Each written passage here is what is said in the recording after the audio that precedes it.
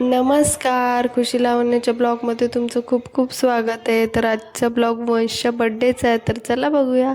तर वंशला आज रात्री 12 वाजता सरप्राईज भेटणार होतं. वंशला काहीच आयडिया नव्हती, त्याला फक्त सांगितलेलं रेडी होऊन राहा, तुझ्यासाठी सरप्राईज आहे. तो सरप्राईज बघून खूप खुश झाला होता.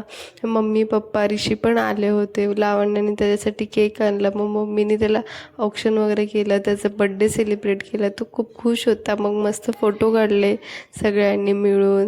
त्याची मस्ती चालूच होती, त्याचं काय नाही बघा, मस्ती तरी चालूच आहे.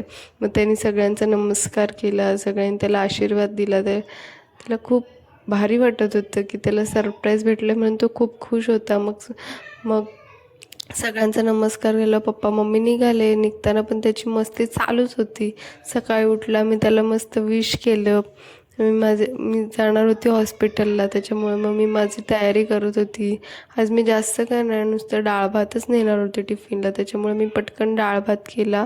डाळीला मस्त तडका दिला आणि टिफिन वगैरे पॅक करून निघाली. मग माझी थोडीशी बघा डाळ किती सुंदर दिसत होती. त्याच्यानंतर मी माझी तयारी केली आणि निघाली ह्याला हॉस्पिटलला जायला. ह्याचं चाललेलं, दीदी नको जाऊ आज, नको जाऊ. मी म्हटले लवकर येते. तेव्हा तो बाय बोलला. मी आली घरी तेव्हा ह्याची मस्ती चालूच होती.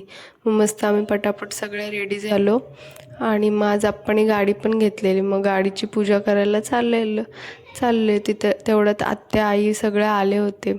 मग गाडीला हार वगैरे घालून घेतला. काकीने गाडीची पूजा केली. मग पप्पानी पण सेकंड हँड गाडी घेतलेली, तर त्याची पण आम्ही गाडीची पूजा करून घेतली सगळ्यांनी.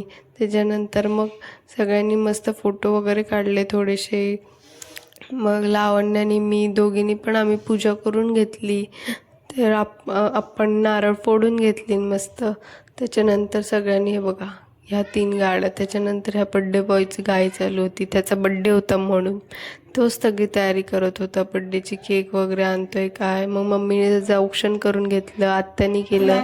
मग आत्याच्या नंतर काकीने केलं, काकीच्या नंतर मग आईने केलं, त्याच्यानंतर मी केलं, मग लावण्याने केलं. फारसं लावण्याचं त्याचं पटत नाही, त्याचा बड्डे होता ना. त्याच्यानंतर मग वंशनी केक कट करून घेतला.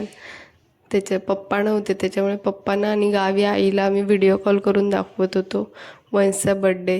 ती पण तिकडे खूप खुश होती. वंशचं बघा, वंशचं अख्खा केक खाल्ला. त्याच्यानंतर फॅमिली फोटो काढला. मग आम्ही जेवायला बसलो. जेवून झाल्यानंतर असंच हे बघा हिचं बघा. त्यानंतर आम्ही असंच मस्त आईस्क्रीम एन्जॉय केली. तर आजचा ब्लॉग मी इथेच एंड करते. भेटूया नेक्स्ट ब्लॉगमध्ये. Bye bye.